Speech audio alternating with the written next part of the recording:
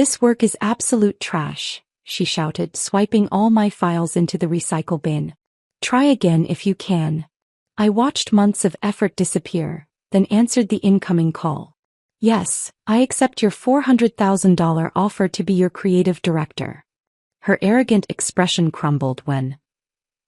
"Yes, I accept your $400,000 offer to be your creative director." The words left my mouth while Bethany's face drained of color across the conference room.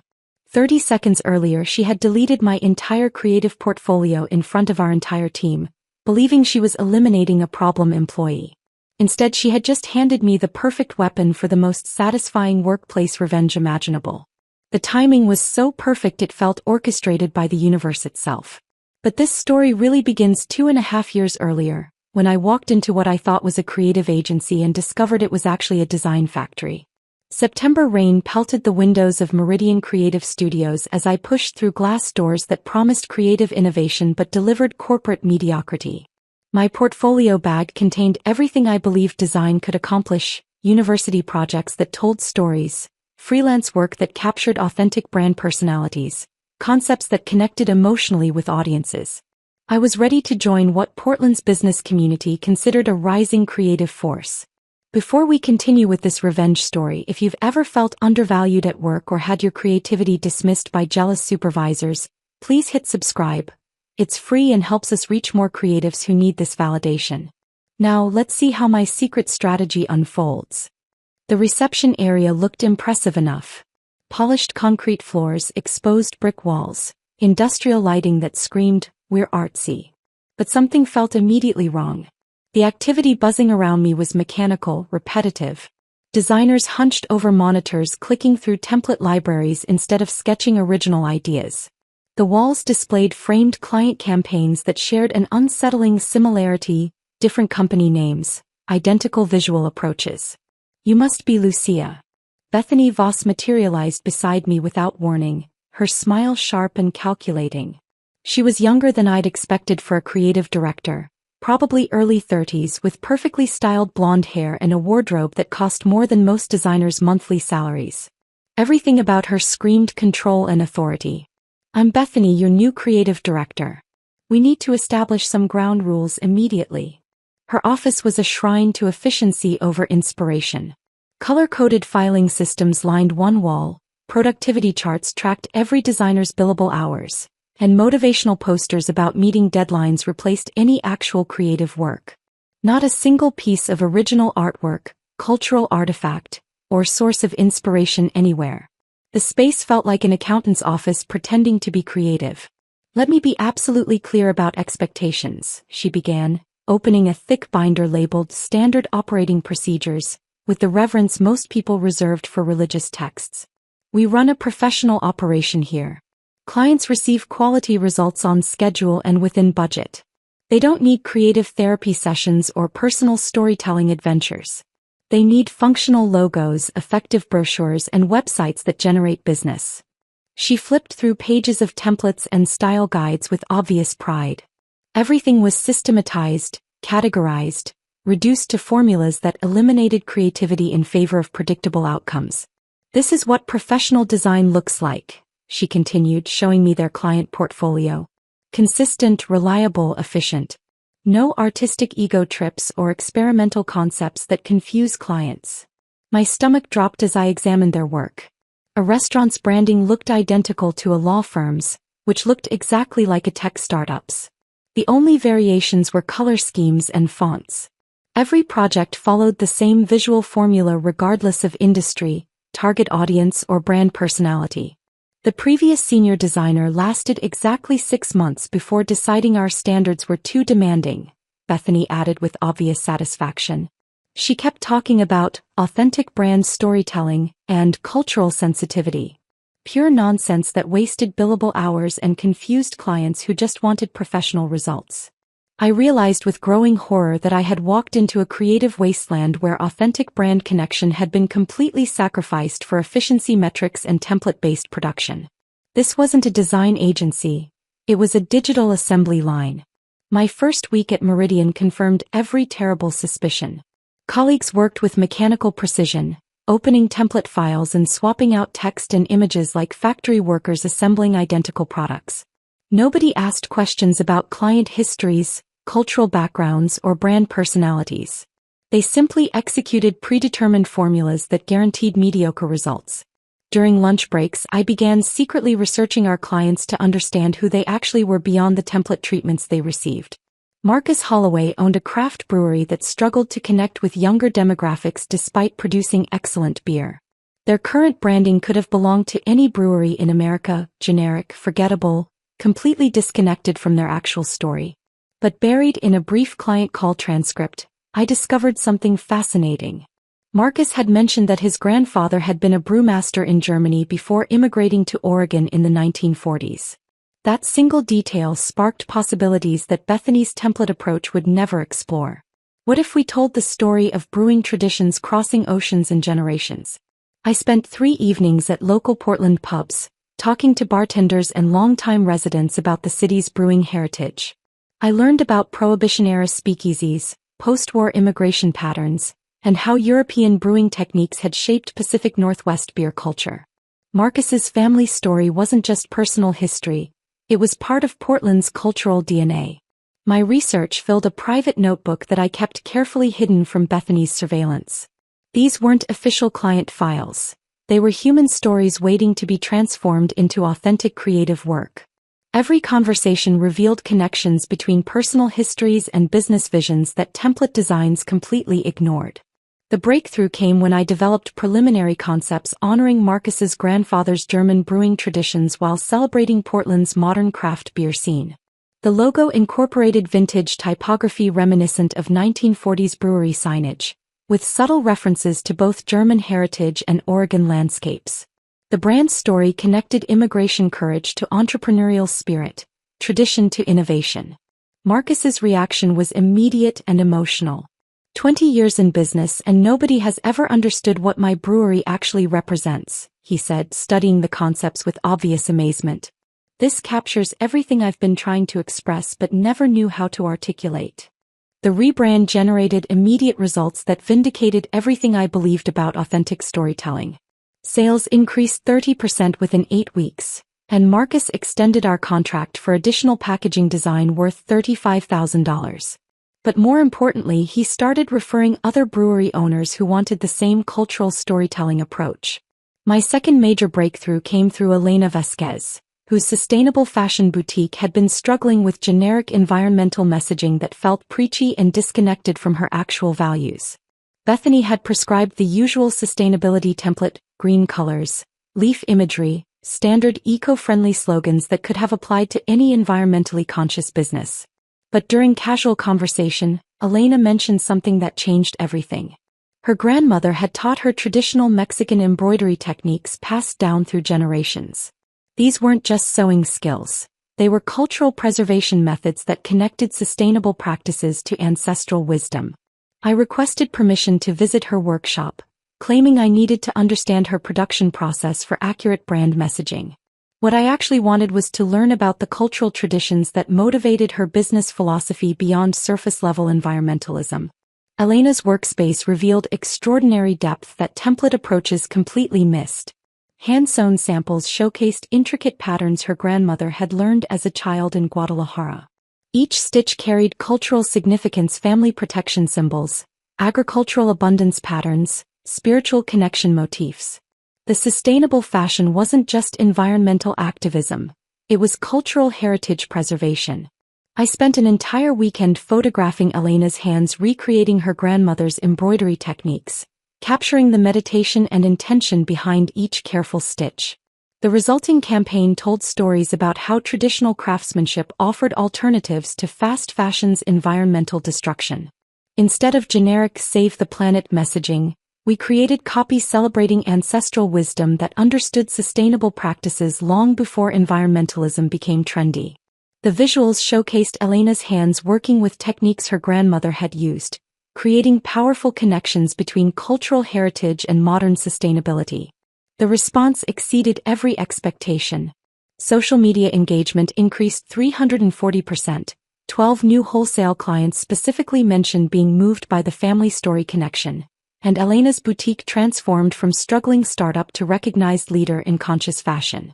But the real validation came when Elena invited me to her grandmother's 80th birthday celebration, where I met 3 other small business owners who later became clients specifically because they wanted to work with the designer who understands family stories.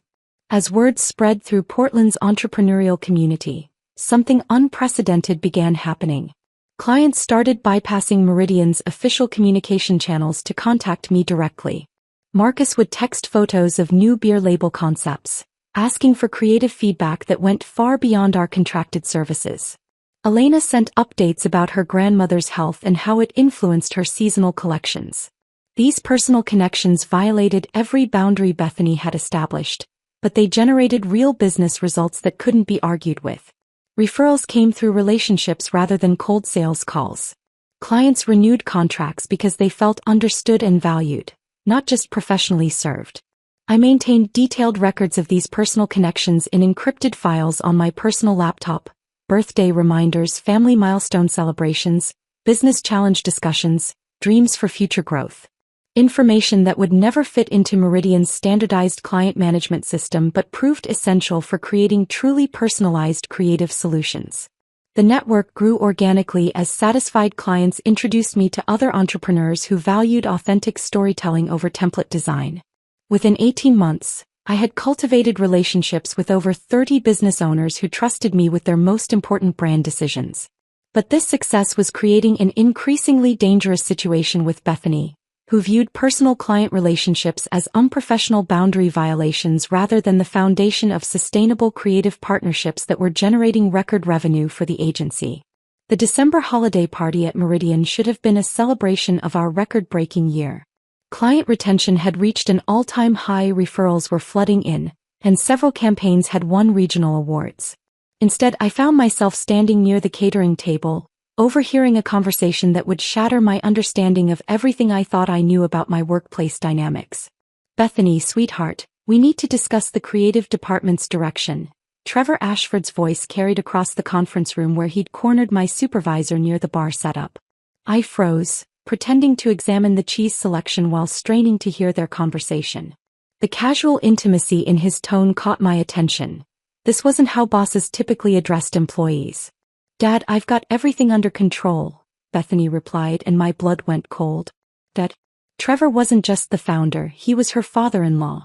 The pieces suddenly clicked into place with devastating clarity.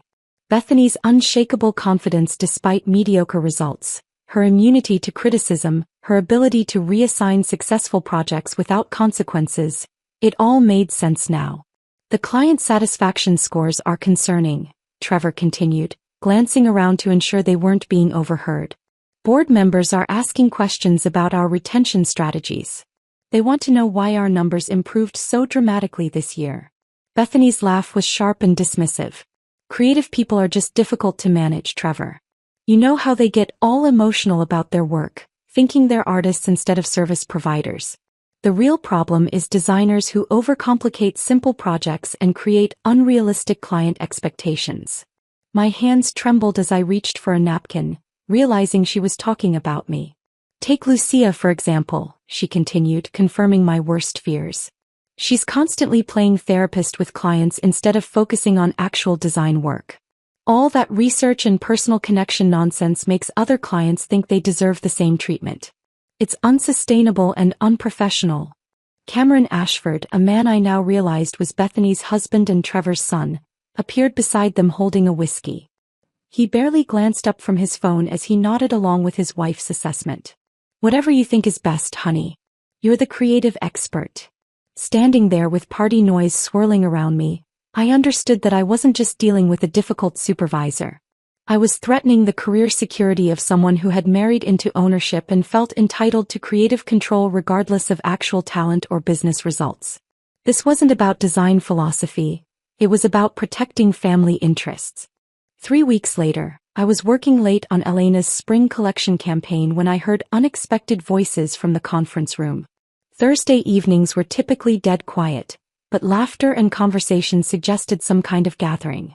Curiosity overcame professional boundaries and I crept closer to investigate. Trevor was hosting what appeared to be a weekly poker game with several local business owners. Cards, chips, and empty beer bottles covered the conference table while cigar smoke created a hazy atmosphere that reeked of old boys networking. I recognized a few faces from Portland's business community, including Gordon Rivers, who owned a struggling print shop downtown. Madison's been having trouble finding decent design work since graduation, Gordon was saying, sorting his poker chips with obvious frustration.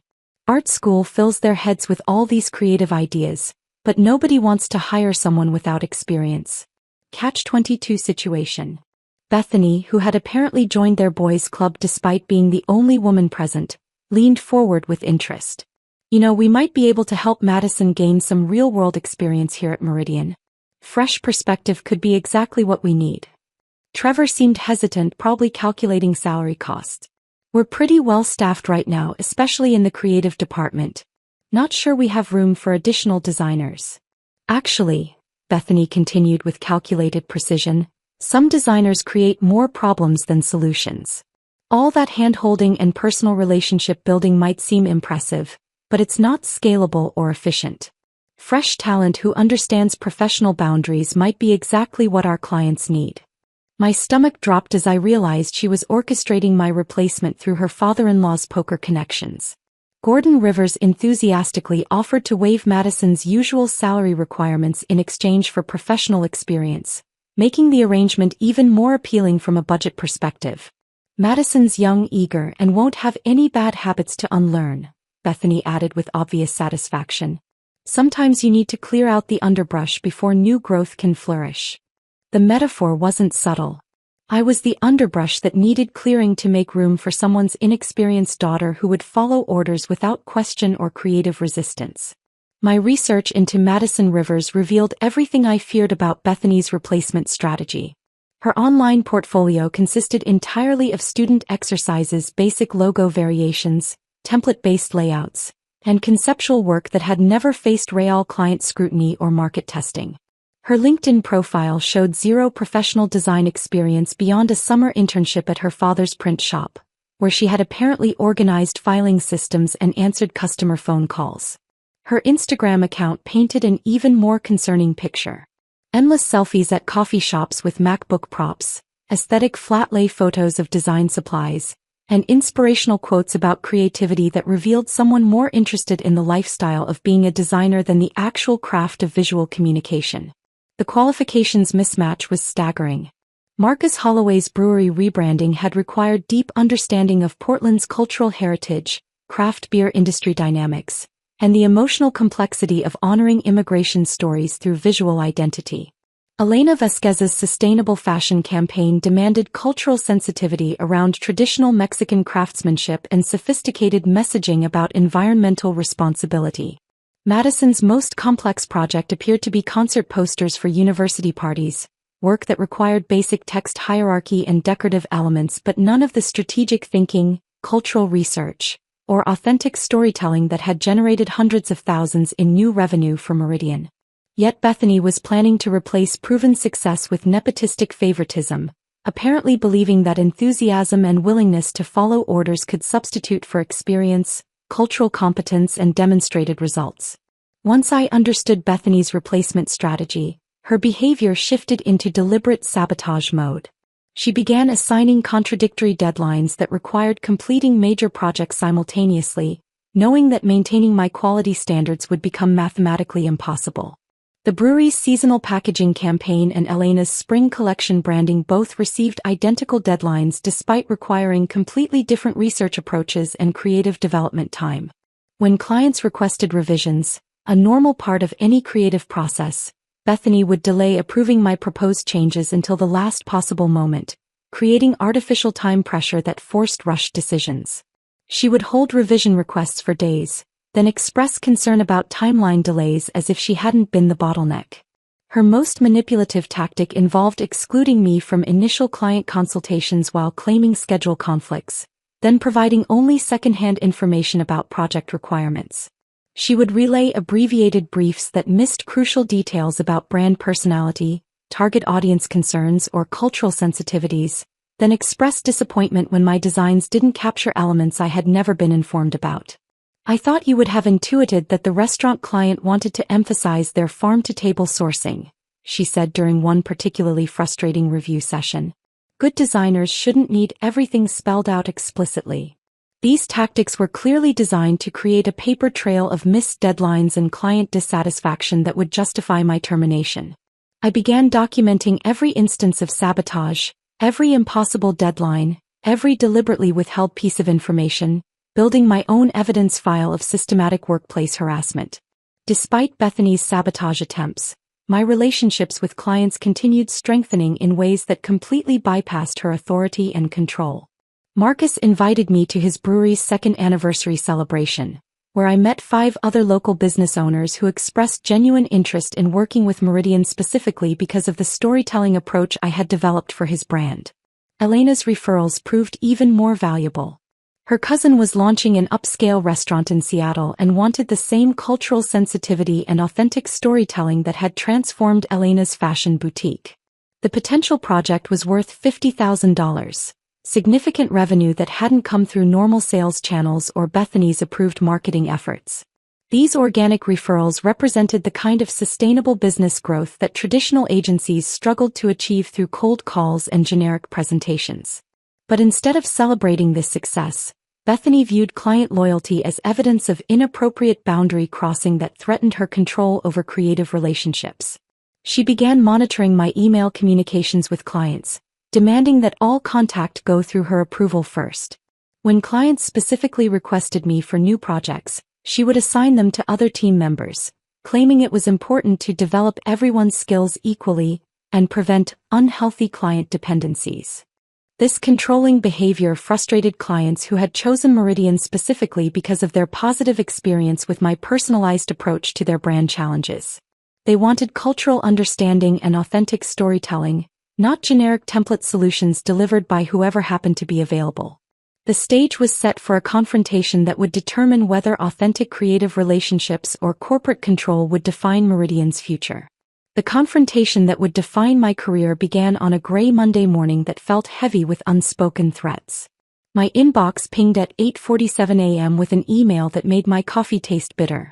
Bethany had scheduled an urgent all-hands creative review meeting for 2 p.m., requiring every designer, account manager, and support staff member to attend without exception.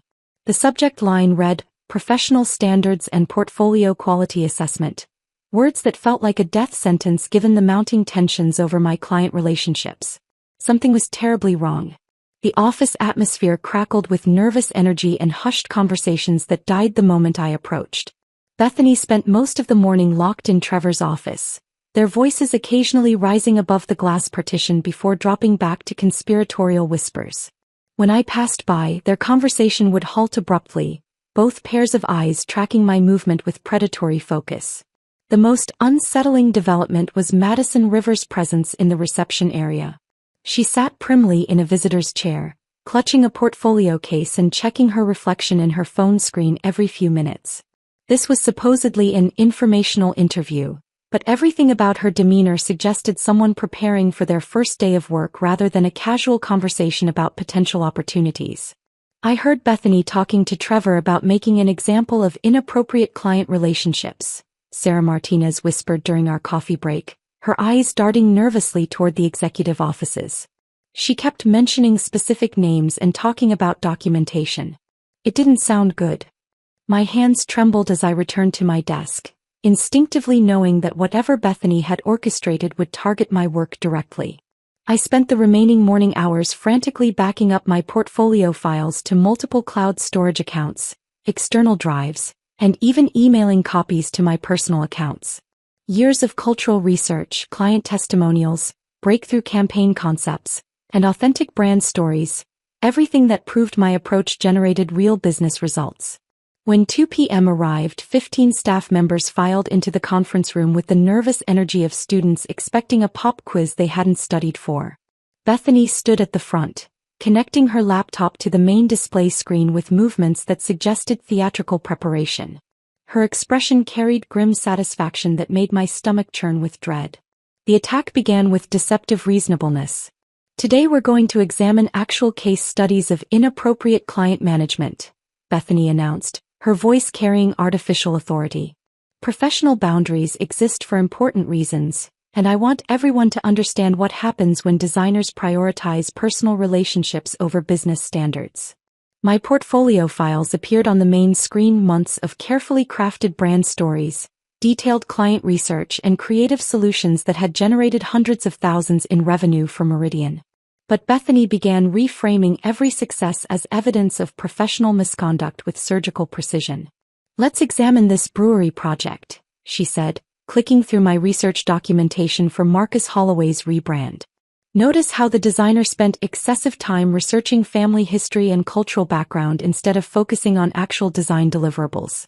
This is playing amateur anthropologist instead of doing graphic design work." She highlighted my notes about Marcus's grandfather's German brewing traditions, the interviews with Portland bartenders, the cultural connections between immigration stories and modern entrepreneurship. Work that had transformed a struggling brewery into a thriving business was being presented as evidence of wasted billable hours and inappropriate client involvement. "And here's another example," she continued, pulling up Elena Vasquez's sustainable fashion campaign. "The designer attended family celebrations, learned traditional crafting techniques, and spent weekends in the client's workshop. This is social work masquerading as graphic design."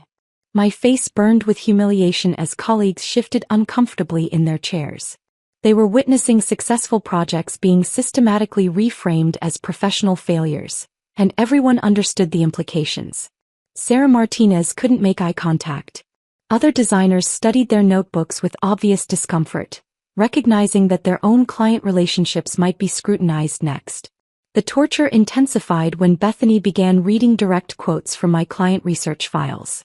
Personal details about family stories, business dreams, cultural traditions, and emotional connections were transformed into evidence of boundary violations. She was destroying not just my reputation, but the very methodology that had made Meridian more successful than it had been in years. "Professional designers maintain appropriate distance from clients," she proclaimed, clicking through documentation that represented years of relationship building. "Personal involvement creates unrealistic expectations and undermines efficient service delivery." After 30 minutes of systematic character assassination, Bethany reached the climax of her carefully orchestrated performance. With theatrical precision that suggested extensive rehearsal, she selected all my portfolio files, case studies, client research documents, cultural analysis, creative process documentation, breakthrough campaign concepts. "This work is absolute trash," she announced, her voice echoing across the silent conference room with vindictive satisfaction. "Try again if you can." Her finger hovered over the delete button while 15 colleagues stared at their hands, notebooks, anywhere but at the destruction about to unfold. The moment stretched with agonizing tension as everyone processed the cruelty of what was happening. Then she clicked delete. Years of creative work vanished from the screen in a single vindictive moment. Marcus Holloway's family brewing history gone. Elena Vasquez's grandmother's embroidery patterns and cultural research erased. The emotional connections and personal stories that had transformed generic brands into authentic narratives, deleted with deliberate cruelty. The silence that followed was absolute and suffocating. 15 professionals sat frozen, witnessing systematic destruction of work that had generated measurable business success. Bethany turned away from the blank screen with visible satisfaction, clearly expecting me to accept this public humiliation and begin rebuilding according to her template-based standards. She had just eliminated what she believed was evidence of unprofessional conduct, completely unaware that she had actually destroyed the foundation of customer loyalty that kept Meridian profitable and competitive in Portland's creative marketplace. As she began explaining new, professional communication protocols that would prevent future boundary violations, my phone started buzzing against my leg. The caller ID showed Cascade Brand Collective, a name I recognized as one of Portland's most innovative and respected creative agencies. Every professional instinct screamed to ignore the call and focus on the current crisis, but something deeper made me excuse myself from the meeting. "I need to take this," I said quietly, stepping into the hallway while Bethany's voice continued droning about efficiency standards and appropriate client relationships. Diana Walsh's voice on the other end was warm and direct. "Lucia, we've been tracking Meridian's client retention improvements over the past 2 years. And we know exactly who's responsible for the storytelling approach that's keeping major accounts satisfied. My heart pounded as she continued. We've been planning to approach you for months, but recent developments have convinced us that timing is perfect. We're prepared to offer you $400,000 annually to join Cascade as creative director, plus profit-sharing participation and complete autonomy over brand storytelling strategies. $400,000, nearly triple my current compensation, working for people who valued exactly what Bethany had just called unprofessional trash. But the validation mattered more than money. My approach wasn't just correct. It was revolutionary in an industry still obsessed with generic template solutions. Standing in that hallway with the phone in my hand, I realized Bethany had just handed me the perfect weapon for the most elegant revenge imaginable. She thought she was eliminating a problem employee who created unrealistic client expectations. What she had actually done was destroy the only thing preventing Meridian's biggest accounts from walking away forever. I walked back into the conference room where she continued lecturing about efficiency standards while my former colleagues stared at their notebooks in obvious discomfort. The blank screen where my portfolio had been displayed served as the perfect backdrop for what came next. Actually, I said, interrupting her presentation about professional boundaries, I have something to announce. The conference room erupted into chaos as my resignation announcement shattered the controlled atmosphere Bethany had carefully orchestrated. Her face cycled through a rapid succession of emotions, confusion giving way to panic, then anger, and finally desperate calculation as the magnitude of her miscalculation became clear. You can't just quit in the middle of a team meeting, she stammered, her earlier confidence completely evaporated. The woman who had moments before wielded delete buttons like weapons now sounded like a child whose toy had been taken away. There are protocols, notice requirements, transition procedures that need to be followed according to company policy. Her hands gestured frantically as she turned toward Trevor, who had been quietly observing from the back of the room. She was clearly hoping her father-in-law would intervene with some kind of corporate authority that could undo what had just happened. But Trevor's expression revealed that he understood the implications far better than his daughter-in-law did. Bethany, perhaps we should, he began, but she cut him off with increasingly desperate offers. Wait, let's discuss this rationally, she said, her voice rising with each word. I can offer you an immediate raise, project leadership opportunities, even assistant creative director positions. We value your contributions to the team. The irony was breathtaking. Minutes after calling my work absolute trash and deleting it in front of 15 colleagues, she was suddenly offering promotions she clearly had no authority to promise. Her panic was palpable as she realized that destroying my portfolio hadn't eliminated a problem employee. It had just obliterated the foundation of customer loyalty that kept Meridian profitable in Portland's competitive creative marketplace. Madison Rivers shifted uncomfortably in her chair, probably wondering what kind of workplace drama she was about to inherit. The power dynamic in that room had shifted permanently, and everyone could feel the electric tension crackling through the air. Trevor approached me near the conference room door as the meeting dissolved into uncomfortable murmurs and awkward shuffling. His expression carried a gravity that suggested he was performing damage control calculations in real time, understanding this situation far better than his daughter-in-law ever could. Perhaps we should discuss this privately before making any hasty decisions, he said quietly, his voice carrying the practiced diplomacy of someone accustomed to salvaging corporate disasters. I'm sure we can reach a mutually beneficial arrangement that addresses everyone's concerns. But I was completely finished with private discussions and diplomatic solutions that consistently protected Bethany's position while undermining successful creative work. The time for compromise had ended the moment she clicked that delete button. There's nothing to discuss, I replied firmly, gathering my personal items from the conference table with deliberate calm. My decision is final. I'll submit formal resignation paperwork within the hour, and my last day will be today. I could see Trevor's mind racing through financial calculations, the client relationships that would likely follow me, the revenue generation that would disappear, the referrals that had come specifically through my storytelling approach. He was realizing that Bethany's vindictive power play had just cost Meridian its most valuable creative asset during a time when the agency could least afford to lose major accounts. His attempt at damage control had come too late. The consequences of allowing his daughter-in-law's jealousy and insecurity to override sound business sense were now irreversible. As I walked toward the exit, I heard him quietly asking Bethany what exactly she thought she had accomplished with this public spectacle. The 15 staff members in that conference room were experiencing a collective moment of recognition that would permanently reshape their understanding of office politics and workplace dynamics. Some looked genuinely shocked, clearly never having considered that successful employees might resign over treatment they had witnessed but not questioned. Others appeared impressed, possibly reconsidering their own tolerance for workplace abuse disguised as professional standards. A few seemed almost relieved, as if my resignation had given them permission to acknowledge how uncomfortable they had been with Bethany's systematic undermining of obviously successful work. Sarah Martinez caught my eye and gave an almost imperceptible nod that suggested she understood exactly what had transpired and why it was necessary. Her expression conveyed solidarity and respect for someone who had finally stood up to behavior that everyone recognized as wrong but no one had felt empowered to challenge. The younger designers looked confused and concerned, probably wondering if creative work was always this politically complicated or if Meridian represented an unusually toxic work environment. Their faces showed the dawning realization that talent and results didn't necessarily protect you from vindictive supervisors with family connections. Most tellingly, Madison Rivers appeared horrified by the workplace dynamics she was about to inherit.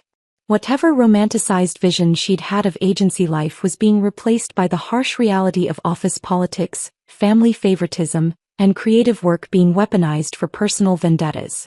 The uncomfortable silence revealed that everyone understood the real story unfolding before them.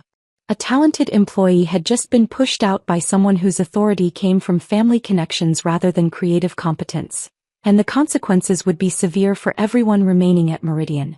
Walking back to my desk felt surreal, like moving through a space that had already become part of my past. I gathered personal items while colleagues watched from their workstations with a mixture of fascination and concern. Some offered quiet words of support, while others maintained carefully neutral expressions that suggested they were already calculating how my departure might affect their own positions and job security. My desk had been a creative sanctuary filled with inspiration boards showcasing cultural artifacts from client research, thank you notes from satisfied business owners, sketches of breakthrough concepts, and photos from brand launch events where I had watched entrepreneurs celebrate authentic storytelling solutions that transformed their businesses. Now it looked strangely impersonal as I packed these meaningful objects into a cardboard box. Each item represented relationships and creative victories that would be leaving with me. The most symbolic moment came when I unplugged my external hard drive containing backup copies of all my creative work, the very files Bethany thought she had destroyed forever. I deliberately left behind company equipment, official project files, and anything that belonged to Meridian. But I took with me the relationships, cultural insights, and creative philosophy that had generated their most successful client outcomes in years. These intangible assets couldn't be deleted or controlled by vindictive supervisors. As I signed final paperwork with HR, heated conversations echoed from Trevor's office, suggesting that the real reckoning between father-in-law and daughter-in-law was just beginning. The administrative assistant processing my resignation paperwork looked genuinely sad to see me go, mentioning that several clients had specifically complimented my work in recent feedback surveys. Before I had even finished my exit interview, my personal phone began buzzing with calls from clients who had somehow already learned about my departure through Portland's tight-knit business community. The speed of communication in creative industries was remarkable. News traveled through networking events, coffee shop conversations, and social media connections faster than any official corporate announcement. Marcus Holloway called first, his voice carrying genuine concern. "Lucia, I heard through the grapevine that you might be leaving Meridian. Is that true? We've got the seasonal campaign coming up and I was hoping to continue working with you on the packaging design." Elena Vasquez sent a text message within minutes. "Please tell me the rumors aren't true about you leaving Meridian. Should I be worried about our current projects? You're the only designer who's ever understood our brand story." These immediate reactions revealed something Bethany had fundamentally misunderstood about client loyalty in creative industries. The relationships weren't tied to Meridian's brand reputation or corporate identity. They were personal connections forged with the individual who had taken time to understand family stories and translate them into authentic creative solutions. Within hours, I received 6 different client inquiries about my new position and whether I would be accepting freelance projects during my transition period. Each conversation reinforced the same reality that Bethany had been too blinded by jealousy to recognize. She had assumed that destroying my portfolio would eliminate evidence of unprofessional conduct. But what she had actually done was sever the personal connections that kept Meridian's most valuable accounts satisfied with their creative partnership. The phone calls that afternoon were just the beginning of a client exodus that would permanently reshape Portland's creative agency landscape. The systematic destruction of Meridian Creative Studios began unfolding with clockwork precision during my first week at Cascade Brand Collective. While I immersed myself in learning their collaborative creative process and building relationships with my new team, disturbing reports filtered back through Portland's interconnected creative community about the chaos erupting at my former workplace. Bethany had immediately thrust Madison Rivers into handling my former client accounts, apparently operating under the naive assumption that any designer could maintain relationships built on years of personal storytelling and deep cultural understanding. The disconnect was immediate and catastrophic. The first disaster struck when Madison attempted to present campaign revisions to Marcus Holloway using Bethany's rigid template-based approach. According to Sarah Martinez, who called me during her lunch break to share the gossip, Marcus had spent the entire meeting asking detailed questions about elements of his family's brewing heritage that Madison had never heard of and couldn't begin to address. She kept shuffling through papers looking confused, Sarah whispered into her phone. When Marcus asked about incorporating the German brewing timeline we developed, she suggested using generic, craft beer lifestyle imagery instead. He looked like someone had just told him his grandfather never existed. The meeting had ended abruptly when Marcus politely thanked Madison for her time and requested to speak with Trevor directly about continuity concerns with his brand development. The subtext was clear. He was questioning whether Meridian could still deliver the cultural authenticity that had made his rebrand so successful. Similar disasters were erupting across my former client roster.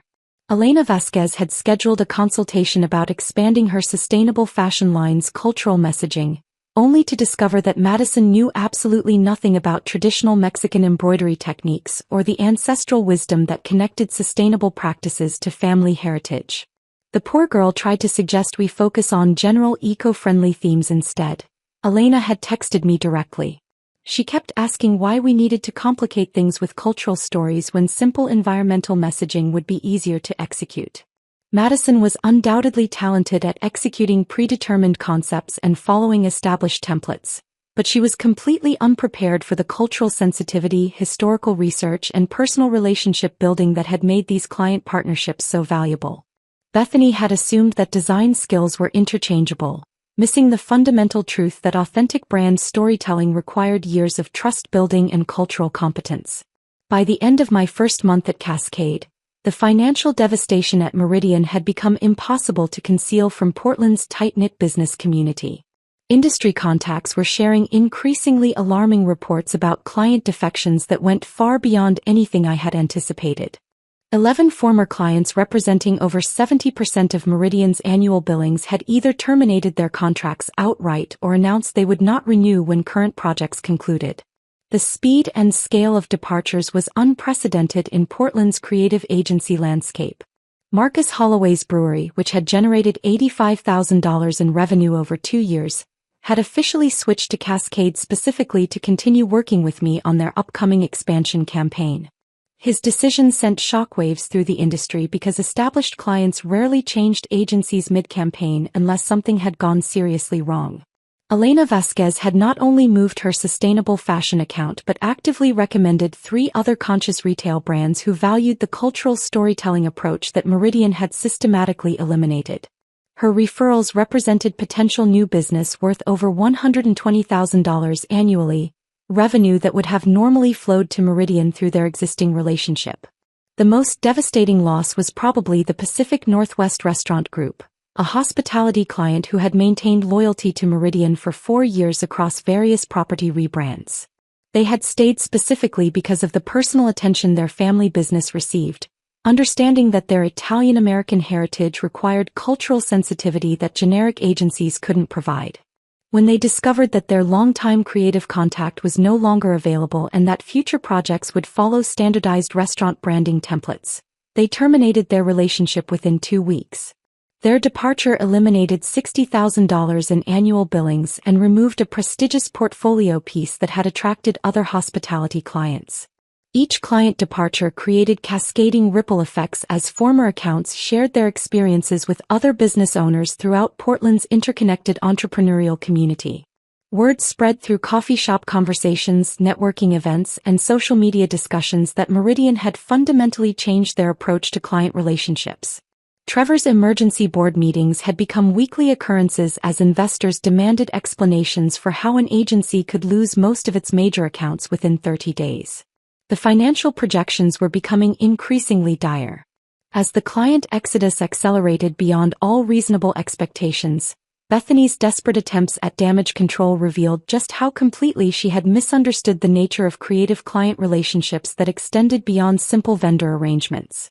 She began making personal calls to former clients, offering significant discount rates and promising improved service standards if they would reconsider their departures.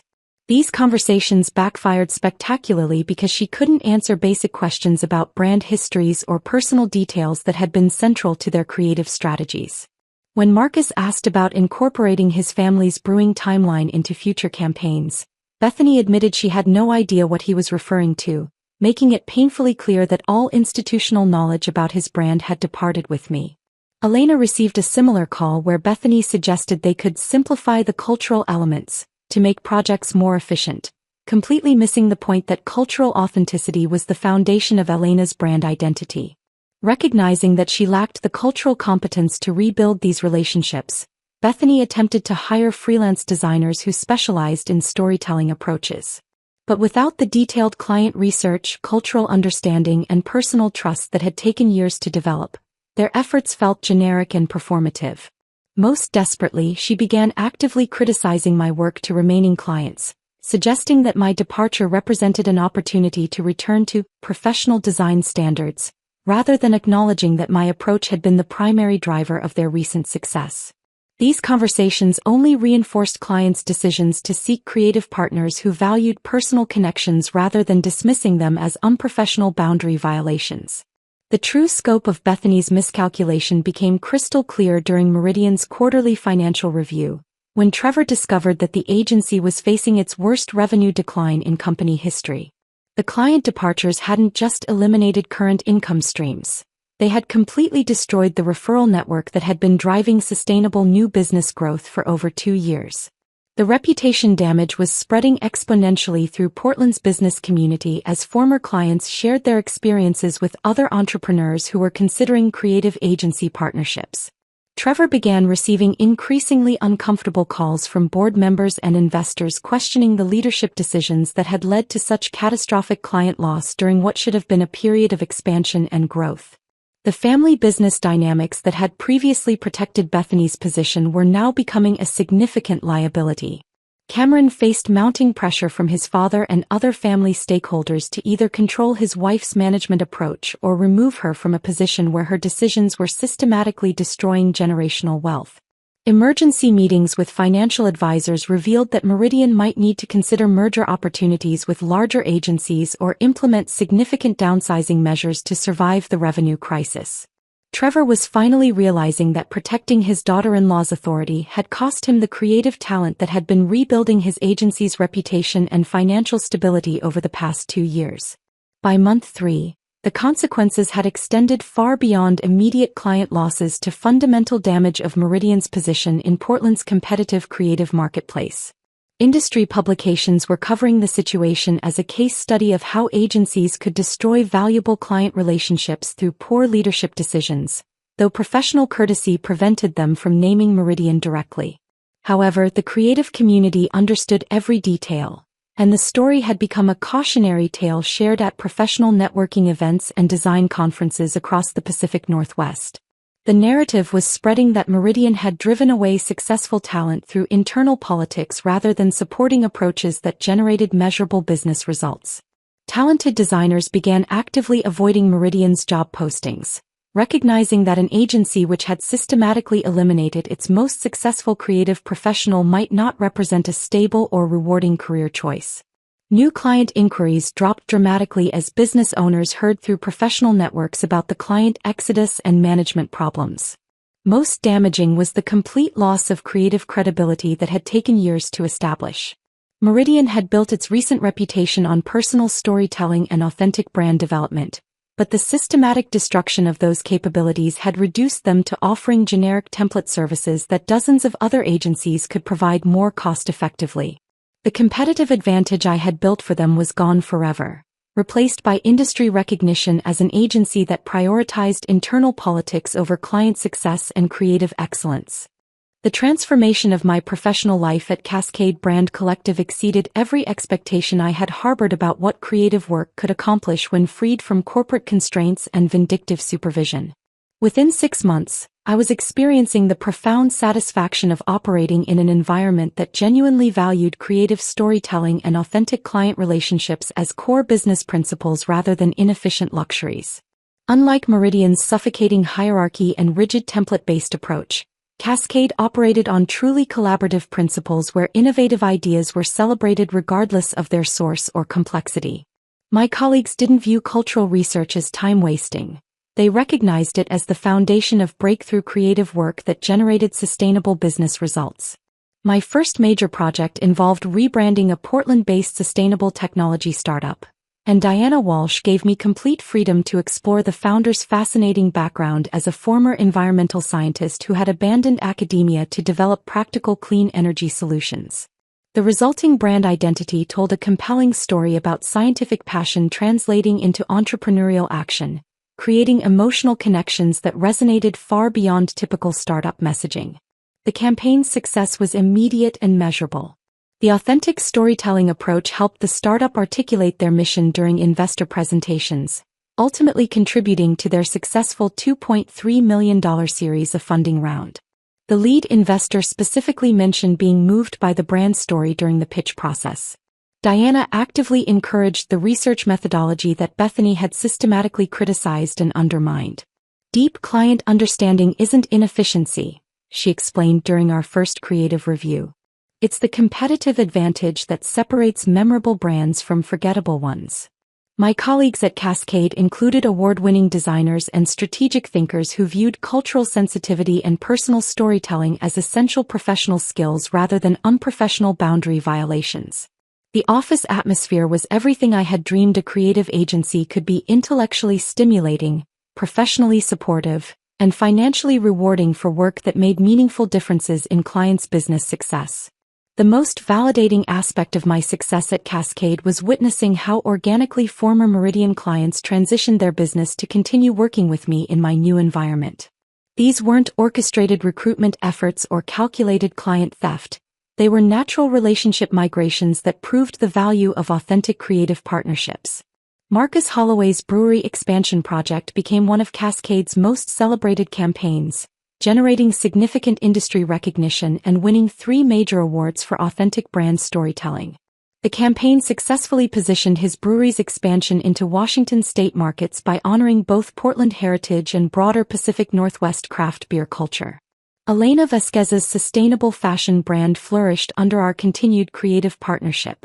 We launched a successful e-commerce platform that celebrated traditional Mexican craftsmanship while addressing modern environmental concerns through storytelling that connected ancestral wisdom to contemporary sustainability practices. Her online sales increased 280% within 8 months. Most significantly, these satisfied clients became enthusiastic advocates for Cascade's approach, generating referrals that brought in over $400,000 in new business during my first year. The Pacific Northwest Restaurant Group not only followed me to Cascade but expanded their creative partnership to include digital marketing and experiential design services they had never previously considered. Each successful project reinforced the same fundamental truth that Bethany had been too blind to recognize. Clients valued authentic relationships and meaningful creative solutions over efficiency metrics and template-based design work. My client retention rate at Cascade reached 98%, compared to Meridian's industry average 60%, proving that personal connection wasn't unprofessional conduct but rather the highest form of creative service. The revenue these relationships generated allowed Cascade to expand their staff, invest in cutting-edge design technologies, and establish additional Portland offices that competed directly with much larger agencies. I had become part of building something genuinely innovative rather than maintaining something systemically broken. 8 months after my departure from Meridian, I received a phone call that completed the ironic circle of professional vindication with almost poetic justice. Trevor Ashford contacted me personally, requesting a private meeting to discuss what he euphemistically described as significant partnership opportunities. We met at a downtown Portland coffee shop where Trevor's desperation was immediately apparent. His usual confident demeanor had been replaced by the nervous energy of someone whose business was failing and who needed help he was embarrassed to request. "Lucia, I'll be direct," he began, stirring his coffee with obvious discomfort. "We need your expertise to restore client confidence and rebuild our creative reputation. I'm prepared to offer you executive creative director position with complete autonomy over our creative department, equity participation, and a compensation package that would double your current Cascade salary." The irony was breathtaking. He was essentially offering me Bethany's job at triple my original salary, finally acknowledging that the approach she had called absolute trash was actually the only thing that could save Meridian from complete collapse.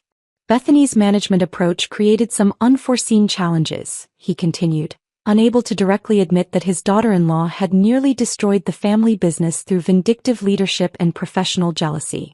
"We need fresh creative leadership that understands client relationship building." I listened politely to his entire presentation, watching him struggle to explain how an agency could lose 70% of its revenue within 3 months without explicitly blaming his son's wife. The desperation in his voice was palpable as he outlined increasingly generous terms: signing bonuses, creative control, even partnership opportunities. When he finished, I declined with the same professional courtesy that Meridian had never shown during my original employment. "I appreciate the offer, Trevor, but I'm very happy with my current position." Cascade understood the value of authentic client relationships from day one, rather than learning it through crisis. Returning to Meridian would have been professional suicide. Why rebuild something I could create better elsewhere? The most satisfying element of this entire revenge story wasn't my personal success, but watching Bethany face the natural consequences of her own vindictive leadership style and fundamental misunderstanding of creative business principles. 6 months after driving away Meridian's most valuable creative talent, she was quietly removed from her creative director position during what Trevor diplomatically called organizational restructuring. Her replacement was an experienced professional from Seattle who immediately began the difficult work of rebuilding client relationships and creative reputation that Bethany had systematically destroyed. Industry sources revealed that her departure followed mounting client complaints about unprofessional conduct, consistently missed deadlines, and creative work that failed to meet basic quality standards. The board had finally recognized that family connections couldn't substitute for professional competence indefinitely. Her attempts to find comparable creative director positions at other Portland agencies were uniformly unsuccessful. The professional community understood her central role in Meridian's near collapse, and her portfolio lacked the innovative storytelling work that had become industry standard throughout the Pacific Northwest. Madison Rivers, the inexperienced designer who had been brought in to replace me, lasted only 4 months before accepting a junior position at a smaller firm. She had finally recognized that she had been set up to fail in a situation requiring cultural competence and relationship-building skills she hadn't yet developed. Bethany's career became a cautionary tale shared at creative industry conferences about how personal jealousy and poor leadership could destroy not only individual careers but entire agency reputations. Her name was mentioned in professional development workshops as an example of management approaches that prioritized control over results. 2 years after walking out of that humiliating conference room, I lead creative strategy for one of Portland's most innovative brand collectives, working daily with entrepreneurs who appreciate having their personal stories honored and their business visions brought to life through authentic creative partnerships that generate measurable business results. Every successful project reinforces the fundamental lesson that meaningful work creates its own protection. When you genuinely serve others' success, they become invested in yours as well. The relationships I built through cultural sensitivity and personal attention proved more valuable than any corporate hierarchy or family business protection. Bethany's downfall required no elaborate schemes or calculated attacks from me. I simply allowed her own poor decisions to create their natural consequences while building something extraordinary elsewhere. The most elegant revenge is always letting incompetent people demonstrate their incompetence while you focus on excellence that speaks for itself. Today, when young designers approach me asking about handling difficult supervisors or navigating toxic creative environments, I share this story as proof that talent and authentic client service ultimately triumph over office politics and petty jealousy. The creative work that Bethany dismissed as absolute trash now generates millions in revenue and consistent industry recognition, while her career serves as a permanent reminder that destroying others' success never creates your own. Sometimes the most satisfying victory is simply thriving creatively while your former tormentors face the natural consequences of their own terrible judgment and vindictive choices. If this creative revenge story had you cheering for justice, hit that like button right now. My favorite part was when Bethany deleted my portfolio, not knowing she just destroyed her own career. What was your favorite moment? Drop it in the comments below. Don't miss more workplace revenge stories like this. Subscribe and hit that notification bell so you never miss an upload. I'm Audrey, 28 years old, and for the first time in my life, my parents told me to skip our family Thanksgiving. "We just need space this year," Mom said, her voice strangely distant. Those words crushed me. Thanksgiving at my parents' home had been sacred, unchangeable, especially now when I was still raw from my divorce from Marcus. I couldn't understand why they'd push me away when I needed them most. Little did I know their request had nothing to do with rejection and everything to do with their own hidden struggles. Before I share what happened next, tell me where you're watching from in the comments, and don't forget to hit subscribe to hear more stories about family, healing, and the unexpected lessons that bring us closer together. To understand why my parents' request hit me so hard, you need to know that the Harrison family Thanksgiving wasn't just a meal. It was our cornerstone tradition. My mom, Lillian, 56, spent weeks planning the menu, decorating the dining room with hand-pressed autumn leaves and family photos. Dad, Brian, 58, would smoke a turkey in the backyard, proudly monitoring the temperature through the night while sipping his special holiday bourbon. My brother, Jason, 32, always drove in from Philadelphia with his famous maple pecan pies. And I brought the cranberry relish, made from my grandmother's recipe that only I was trusted to prepare correctly. For 28 years, we never missed this gathering. Even when Jason was studying abroad in college, my parents flew us all to London so we could be together. When I started dating Marcus in college, he was immediately inducted into our Thanksgiving rituals. 5 years ago, when we got married, my father made a touching speech about how our family circle was growing stronger. But circles can break. 8 months ago, Marcus told me he needed to find himself and moved out of our home. The divorce finalized 3 months later when I discovered he'd been finding himself in the company of his young coworker for over a year. The betrayal left me hollow, questioning everything I thought I knew about love and commitment. My parents had been my rock throughout the divorce. Mom drove 3 hours to stay with me that first terrible week, cleaning my apartment and making sure I ate while I cried myself to sleep each night. Dad called daily, sometimes just sitting on the phone in supportive silence when I couldn't find words. They helped me find a small but charming one-bedroom apartment after I had to sell our house. Mom even arranged for her interior designer friend to help me furnish it on my limited budget, creating a space that felt nothing like the home I'd shared with Marcus, exactly what I needed. With their unwavering support, I slowly started rebuilding my life. I threw myself into my work as a graphic designer, even landing a major new client. I began attending a divorce recovery group on Wednesday evenings. I adopted a cat named Jasper who became my furry therapist. Small steps toward healing, but steps nonetheless. As October turned to November, I found myself actually looking forward to Thanksgiving. The thought of being surrounded by family and our familiar tradition felt like the emotional shelter I desperately needed. I imagined myself in my parents' warm kitchen, the scent of sage and butter filling the air, my mother's hand occasionally squeezing my shoulder as we worked side by side. I needed that continuity, that reminder that some things remained steady even when my personal life had shattered.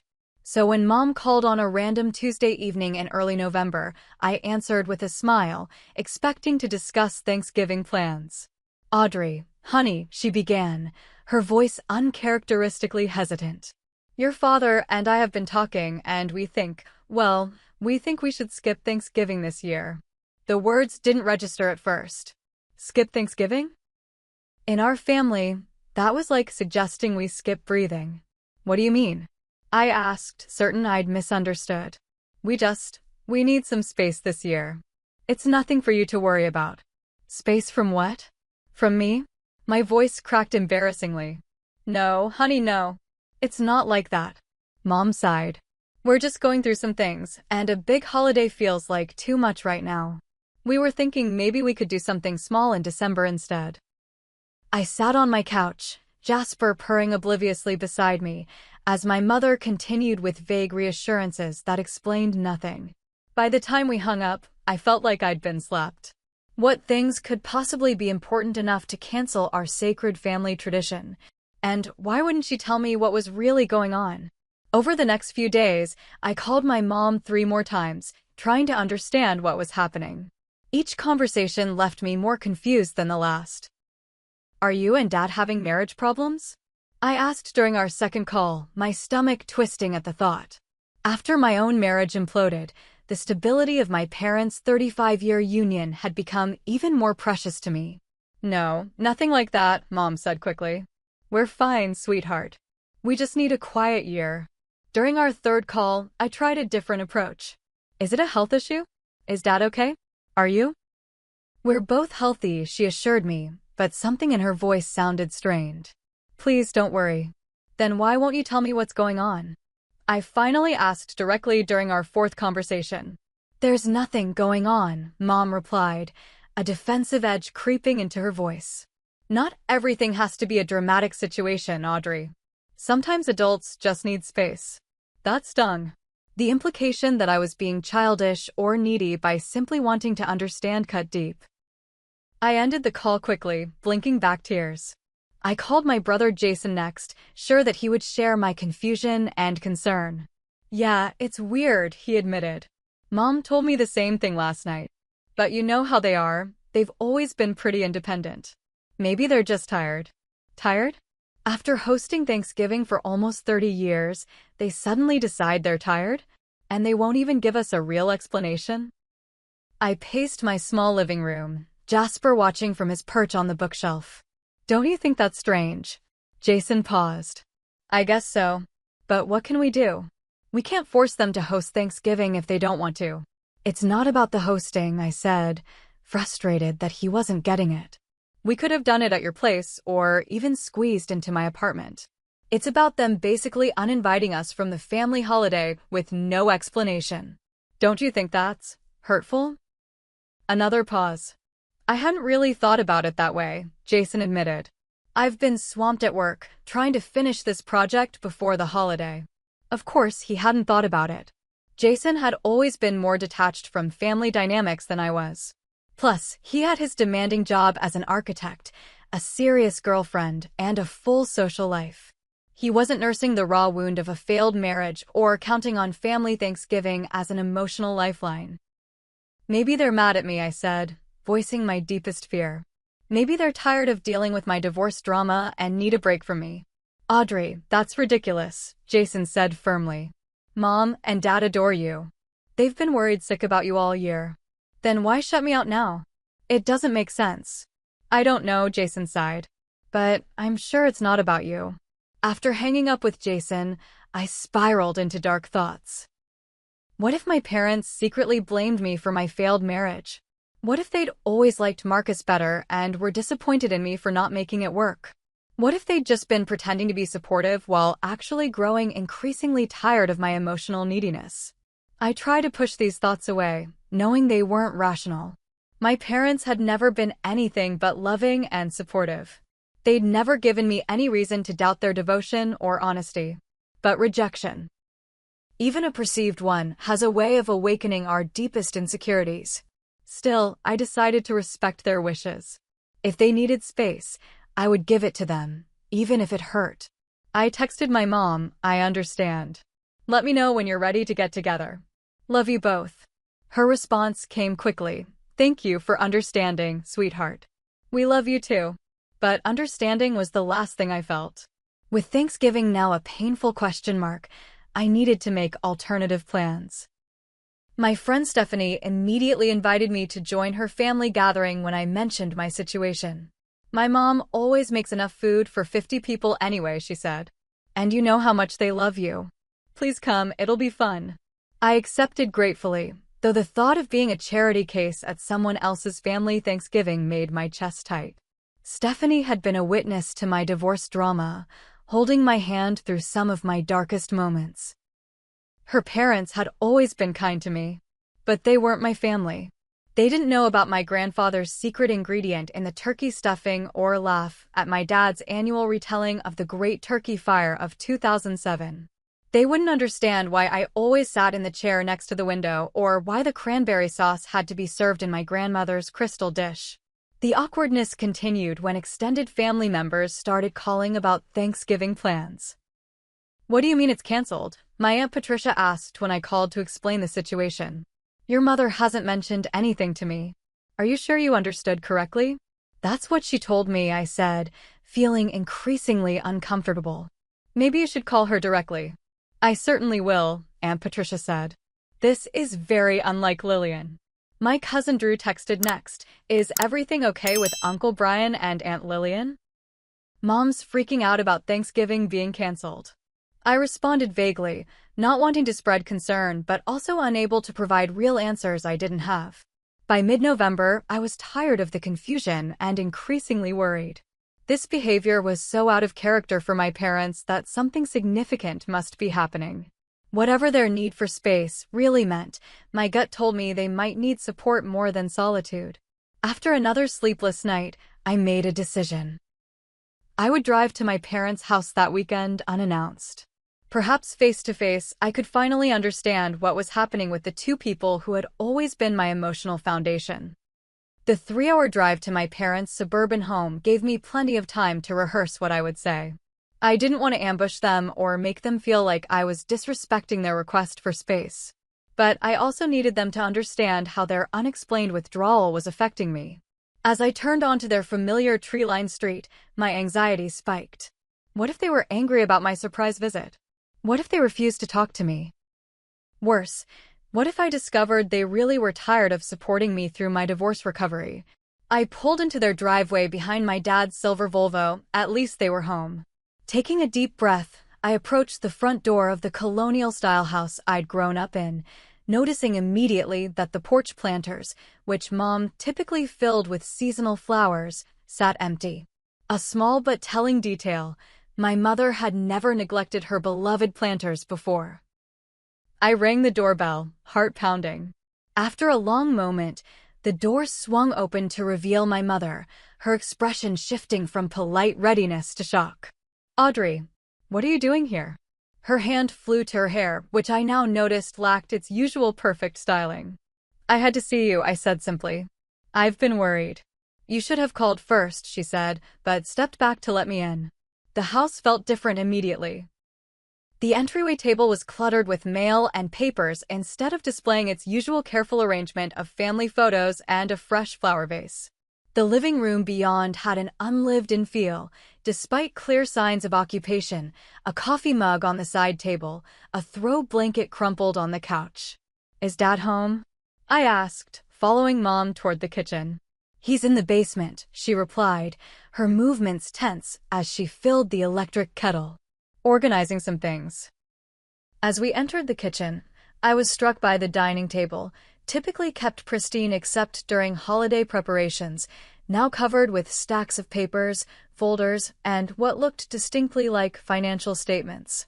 Mom quickly moved to gather them, shoving documents into folders with uncharacteristic disorganization. Sorry about the mess, she muttered. We haven't been expecting company. Mom, I said gently, placing my hand on hers to still her nervous movement. What's going on? And please don't tell me nothing again. Before she could answer, my dad appeared in the doorway, his expression shifting from surprise to something like resignation when he saw me. Audrey, he said, attempting a smile that didn't reach his eyes. This is unexpected. I know, and I'm sorry for just showing up. But I needed to see you both. Something's wrong, and it's not like you to shut me out. My parents exchanged a look I couldn't quite interpret. Dad sighed heavily and pulled out a kitchen chair. "Let's sit down," he said. We gathered around the kitchen table, the heart of so many family discussions over the years. Mom fidgeted with a pen, not meeting my eyes. Dad looked older somehow, the lines around his eyes deeper than I remembered from just a few months ago. "We didn't want you to know," Dad finally said, his voice rough. "We didn't want to burden you with this, after everything you've been going through." "No what?" I asked, my anxiety mounting. Dad looked at Mom, who nodded almost imperceptibly. He took a deep breath. "I lost my job 6 months ago." The words hung in the air between us. My father, the steadfast financial advisor who had worked at the same firm for over 20 years, who had put both Jason and me through college without a single student loan, who had always been the embodiment of financial stability and wise planning, had lost his job. 6 months ago? I repeated, struggling to process this. "But that would have been right around when your divorce was being finalized," Mom finished quietly. "You were going through so much, Audrey. We couldn't add to your worries." The pieces started falling into place. "So all those times you came to help me, drove to my place, took me to dinner. We wanted to support you," Dad said firmly. "Your situation was the priority." "But how? I mean, what happened with your job?" Dad's face tightened. The firm was acquired by a larger company. They kept saying no positions would be eliminated, but that turned out to be corporate doublespeak. They let go of most of the senior advisors, the ones with the highest salaries. "Dad, I'm so sorry," I said, reaching for his hand across the table. "Have you been looking for another position?" A shadow crossed his face. "Of course. But at 58, in this industry, let's just say it's been challenging. I've had some interviews, but they're hiring younger advisors they can pay less. We've been dipping into our savings," Mom added, her voice small. "But with the mortgage and health insurance and everything else." I glanced at the papers strewn across the table with new understanding. These weren't just random documents. They were bills, budget worksheets, retirement account statements, job applications. "Is that why you canceled Thanksgiving?" I asked softly. "Because of money?" Mom's eyes filled with tears. "We couldn't afford it this year, not the way we usually do it. The big turkey, all the special ingredients, the decorations, it adds up. But we were too embarrassed to tell you and Jason the real reason. We've never not been able to provide for our family," Dad added, his voice strained. "We didn't want you kids to worry or feel like you needed to help us. Parents are supposed to support their children, not the other way around." "So you just decided to cancel the whole holiday? Without any explanation?" "We thought it would be easier," Mom said, wiping a tear. "We thought we'd have a new job by now, that this would be temporary. But it's dragging on longer than we expected." The revelation hit me like a physical blow. All this time I'd been worried they were rejecting me, when they were actually protecting me in their own misguided way. "Why didn't you just tell us the truth?" I asked, feeling a complex mix of relief, sympathy, and lingering hurt. "Because we're your parents," Dad said simply. "Our job is to take care of you, not burden you with our problems. Especially after everything with Marcus," Mom added. "You were just starting to seem like yourself again. We didn't want to set you back." I sat back in my chair, taking in their worried faces. My parents, these pillars of strength and stability in my life, had been silently struggling for months, all while continuing to support me through my own crisis. The realization was both heartbreaking and eye-opening. "So instead of having a smaller Thanksgiving or letting us help, you decided to just cancel the holiday that means the most to our family?" I asked gently. They exchanged another look, this one tinged with shame. "When you put it that way," Dad said quietly, "I can see we made a mistake." I sat at my parents' kitchen table, the truth finally laid bare between us. The financial papers scattered around us told a story of struggle my parents had tried desperately to hide, not just from me, but from themselves. The reality of my father's unemployment and their dwindling savings wasn't just about money. It was about identity, pride, and the roles we play in our family. I can't believe you've been dealing with this alone for 6 months, I said, my voice catching. All while helping me through my divorce. Mom reached across the table and squeezed my hand. That's what parents do, sweetheart. But that's just it, I replied, feeling a swell of emotion. You've always been there for me for everything. When I failed algebra in 10th grade and you hired a tutor without ever making me feel stupid. When I crashed the car the week after getting my license and Dad said accidents happen and never mentioned it again. When I wanted to switch majors in college and you supported me even though it meant an extra year of tuition. I took a shaky breath, memories flooding back. When Marcus left and I felt like my world was ending, you dropped everything to be there for me. You helped me find a new apartment, buy new furniture that didn't remind me of him, even took me to that divorce recovery group the first night when I was too scared to go alone. Dad looked down at his hands, his usual confidence notably absent. That's different, Audrey. That's what parents are supposed to do. And what are children supposed to do when their parents need help? I challenged gently. Just ignore it because it doesn't fit some predefined family role? My father had no immediate answer. Do you remember what you told me the day Marcus moved out? I continued, looking directly at Dad. You said, family means never having to face hard things alone. Did you mean that only applies to Jason and me? That you and Mom somehow don't qualify for the same support? It's not that simple, Mom interjected. We're the parents. We're supposed to be the strong ones. Why? I pressed. Because you're older? Because that's how it's always been? Mom, you taught me that strength isn't about handling everything yourself. It's about knowing when to lean on the people who love you. Something shifted in her expression. Recognition, perhaps, of her own wisdom being reflected back to her. And all this time, I continued, gesturing to the financial papers, while I've been calling you, worried about Thanksgiving being canceled, thinking maybe you were tired of dealing with my divorce drama. You were actually sitting here worrying about money and job applications and how to keep supporting everyone else. We never meant to make you worry, Dad said, regret evident in his voice.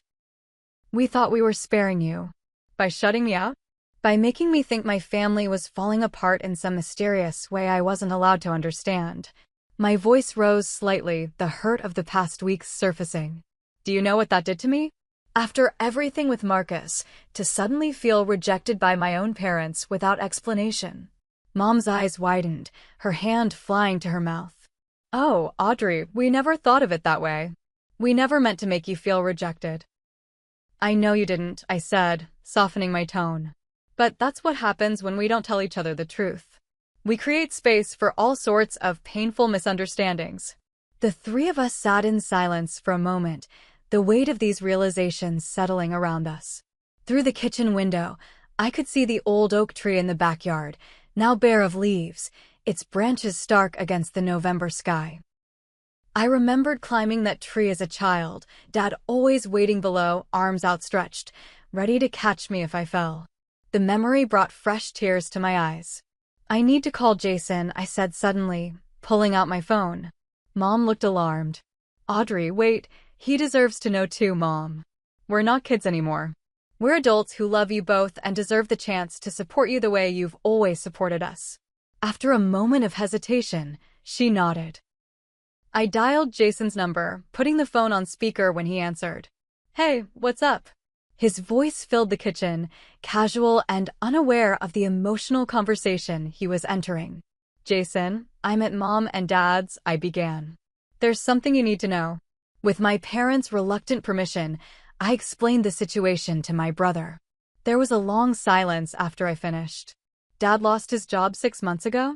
Jason finally said, his voice tight with concern. And you guys didn't tell us? We didn't want to worry you, Dad replied, his voice unnaturally small. So that's why you canceled Thanksgiving? Jason asked. Because of money? Essentially, yes, Mom admitted. Another silence. Then Jason's voice, stronger now, I'm coming home this weekend. We need to talk about this as a family. After we hung up, I turned back to my parents. See? That's what family does. We show up for each other. Dad rubbed his hand across his face, looking exhausted but somehow lighter. When did you get so wise? I had good teachers, I replied with a small smile. And maybe going through my own crisis this year taught me something about accepting help. It's not always easy to be vulnerable, even with the people who love us most. As the afternoon stretched into evening, we continued talking, really talking, about their financial situation, Dad's job search, and the emotions they'd been hiding. Mom made a simple dinner from what she had in the fridge, and we ate at the kitchen counter, the formal dining room untouched. Looking at my parents across the countertop, I saw them clearly for perhaps the first time, not as the infallible figures of my childhood, but as human beings with their own fears and insecurities. My father, worried about his professional identity and ability to provide. My mother, trying to maintain normalcy while watching their savings dwindle. Both of them, loving me so much they'd hidden their struggles to protect me from additional pain. And in that moment of clarity, I made a decision. Thanksgiving would happen, not as an elaborate production in my parents' dining room, but as something new, something that reflected our current reality while honoring what mattered most about our family tradition. I want to host Thanksgiving this year, I announced. At my apartment.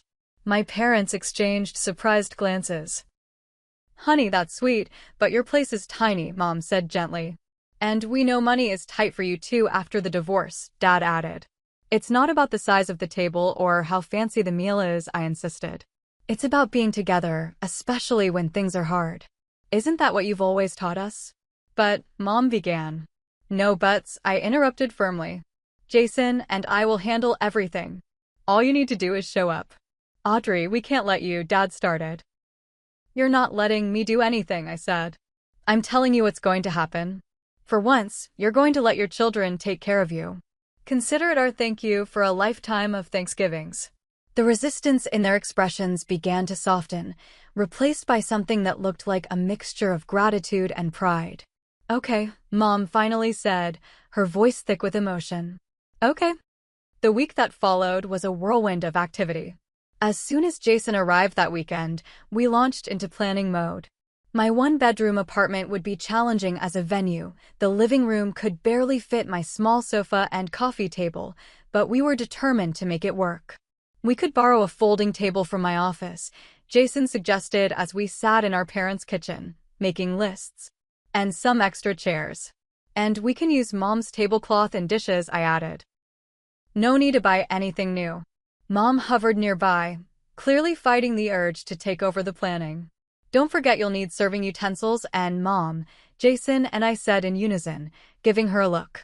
She held up her hands in surrender. Sorry. I'm stepping back. We divided responsibilities based on our strengths. Jason, always good with numbers, took charge of the budget. We agreed to split the grocery costs, keeping things simpler than our usual elaborate spread, but maintaining the essential traditional dishes. We don't need 3 different kinds of potatoes, Jason pointed out reasonably. And maybe 1 pie instead of 4? Blasphemy, I teased, but agreed. We settled on a menu that honored tradition while acknowledging our financial constraints, a medium-sized turkey, not the usual 20-pounder. Stuffing, mashed potatoes, green bean casserole, my cranberry relish, rolls, and 1 pumpkin pie. While Jason handled the food planning, I focused on the logistics of fitting 4 adults into my apartment comfortably. This involved some creative furniture rearranging, borrowing 2 folding chairs from my neighbor Mrs. Chin, and accepting that my cat Jasper would need to be temporarily confined to the bedroom during dinner. Meanwhile, we took turns helping our parents with more pressing matters. Jason spent Sunday afternoon reviewing their financial situation in detail, bringing his architect's precision to creating a new budget that would stretch their savings further. You've been dipping into your retirement accounts, he noted with concern, looking over the statements. That's not sustainable, Dad. I know, our father admitted. But we had expenses we couldn't avoid. Like helping me with my apartment deposit, I realized aloud, feeling a flush of guilt. Dad, you shouldn't have done that. You needed it, he said simply. Jason and I exchanged looks, the same thought passing between us. Our parents had been sacrificing their own financial security to maintain the illusion that they could still provide for us, as they always had. While Jason worked on the immediate budget concerns, I focused on helping Dad with his job search. As a graphic designer, I had experience creating eye-catching resumes and portfolios. Your resume is solid on content, but visually outdated, I told him honestly. Let me help you modernize it. Dad seemed skeptical at first. Audrey, financial advising isn't about flashy presentations. Every industry has evolved to value good design, I countered. Trust me on this. He relented, and we spent hours updating his resume and LinkedIn profile. I showed him how to use newer features of the platform, set up job alerts, and even recorded him practicing answers to common interview questions. By Tuesday, he had scheduled 2 new interviews for positions he hadn't previously considered, slightly different from his former role, but well-suited to his experience. I never would have applied for these without your encouragement, he admitted. Sometimes we need a fresh perspective, I replied, patting his hand. Meanwhile, Jason discovered that Mom had been quietly developing a small side business selling handmade jewelry on an online crafting platform, something she'd started as a hobby years ago, but had been pursuing more seriously since Dad's job loss. Mom, these sales figures are actually impressive, Jason said, reviewing her account. But you're underpricing everything and your photos don't showcase the pieces well. Mom looked embarrassed. It's just a little extra money. Nothing serious. It could be more, I joined in, excited by this revelation. Mom, your jewelry is beautiful. With better photos and pricing, you could significantly increase your sales. That afternoon turned into an impromptu product photography session, with me styling and shooting her jewelry collection using techniques I'd learned from commercial clients. Jason helped her restructure her pricing strategy, and by evening, her online shop had a professional makeover. I never thought my little hobby could actually help with our situation, Mom said, looking at the updated shop with wonder. You've always been creative, I reminded her. Remember how you used to make all our Halloween costumes from scratch? As Thanksgiving approached, we continued our dual missions, preparing for the holiday while helping our parents with their underlying financial challenges. The process wasn't always smooth. Dad bristled at some of Jason's budget suggestions, his pride still raw. Mom occasionally slipped into her hostess mode, trying to take over the Thanksgiving planning. Mom, the whole point is for you not to do all the work this year, I reminded her after catching her making lists of things to bring to my apartment. I know, she sighed. It's just hard to let go after 35 years of being in charge. Think of it as a promotion, Jason suggested with a grin. You've been elevated to honored guest status. 2 days before Thanksgiving, I called a family meeting at my parents' house. The kitchen table, now cleared of financial papers, became the setting for a different kind of planning session. We need to talk about Christmas, I began. Mom and Dad exchanged concerned glances. Let's be honest with each other from the start this time, I continued. No canceled holidays, no mysterious need for space. Let's acknowledge the reality of our situation and figure out a plan that works for everyone. To my surprise, it was Dad who spoke first. You're right. No more pretending. He took a deep breath. The truth is, we can't do our usual Christmas gift exchange this year. Our budget simply won't allow it. Instead of the awkward silence I half expected, Jason jumped in with enthusiasm. Perfect. I've been wanting to suggest we do a Secret Santa instead of buying for everyone. 1 gift each, with a reasonable price limit. And maybe we focus on experiences instead of things, I added. Like going to see the holiday lights display at the Botanical Gardens together. The tension visibly left my parents' shoulders as we continued brainstorming, creating a new holiday plan that honored our financial realities while preserving the heart of our family traditions. As I drove home that evening, I reflected on how much had changed in just 1 week. The pain of feeling rejected by my parents had transformed into a deeper understanding of their humanity. The shame they had carried about their financial struggles was gradually being replaced by a tentative acceptance of support. And our family dynamic had shifted in subtle but profound ways, not with me and Jason becoming the parents, but with all 4 of us recognizing that strength and vulnerability could flow in all directions within a loving family. The day before Thanksgiving, I left work early to prepare my apartment.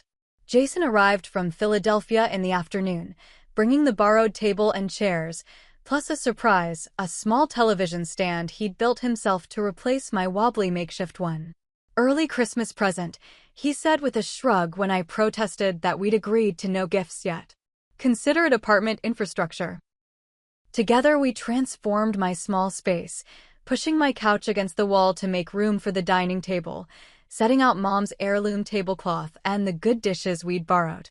We didn't have space for elaborate decorations, but I had picked up some small pumpkins and gourds from the farmer's market, arranging them with votive candles down the center of the table. It's not Mom's usual Martha Stewart spread, Jason observed, looking around. But it has heart. That's what matters, I agreed, feeling a surprising sense of pride in our modest but meaningful preparations.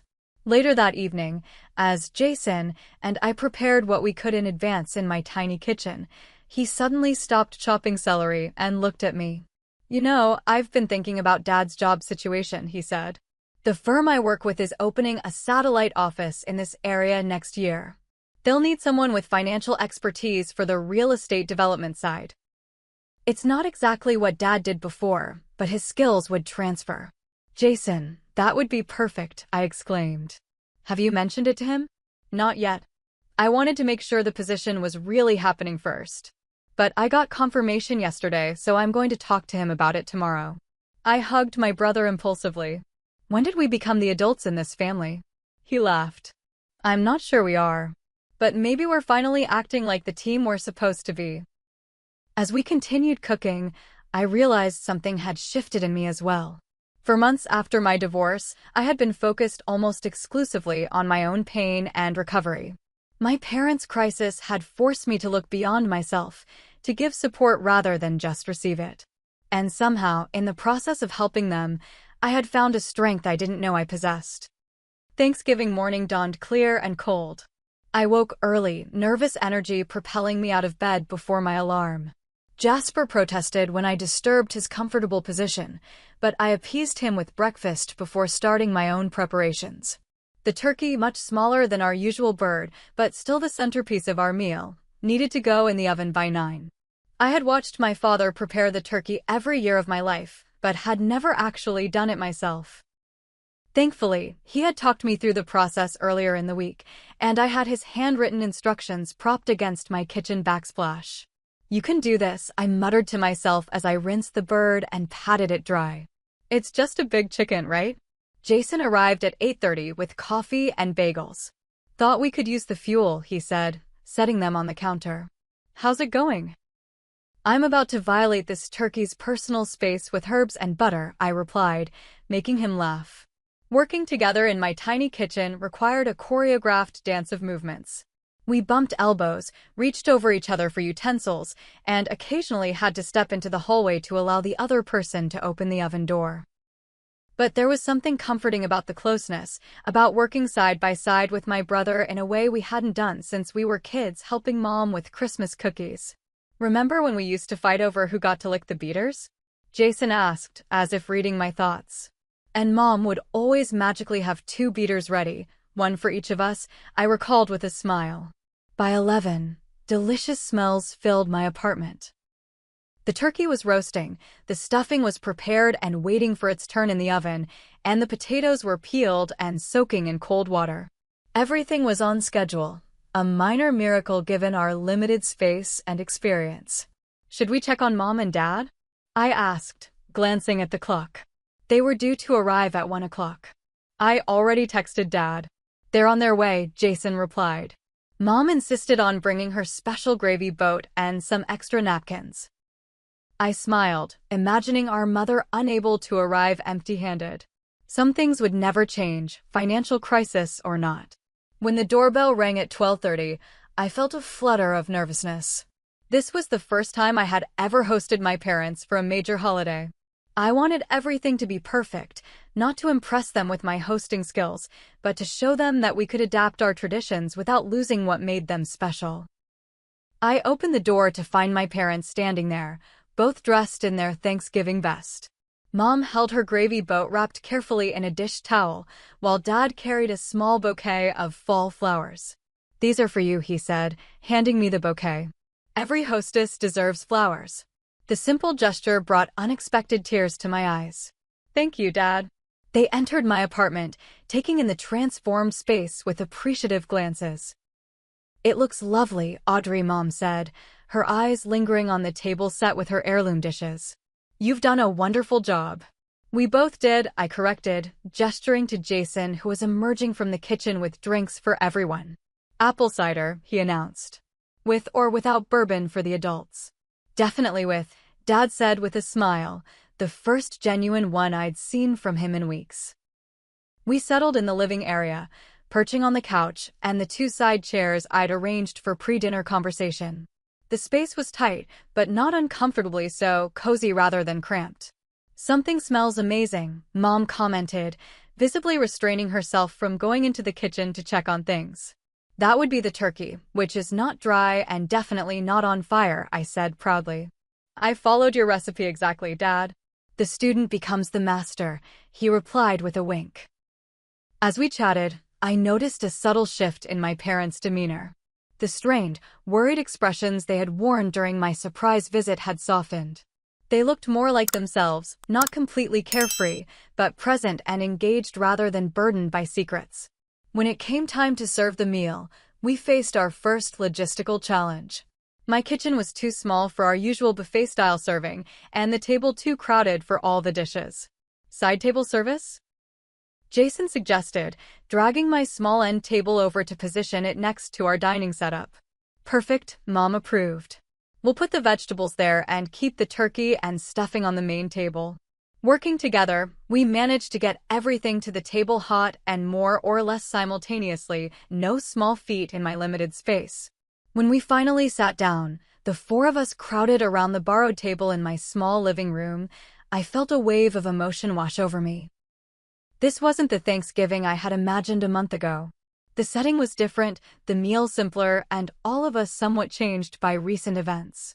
Yet looking at the faces of my family gathered around my table, I realized we had preserved what mattered most, our connection to each other.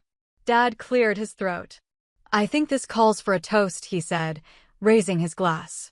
To Audrey and Jason, for reminding us what family really means. And to new traditions, Mom added, her eyes suspiciously bright. And to honesty, I said, meeting each of their gazes. Even when it's hard.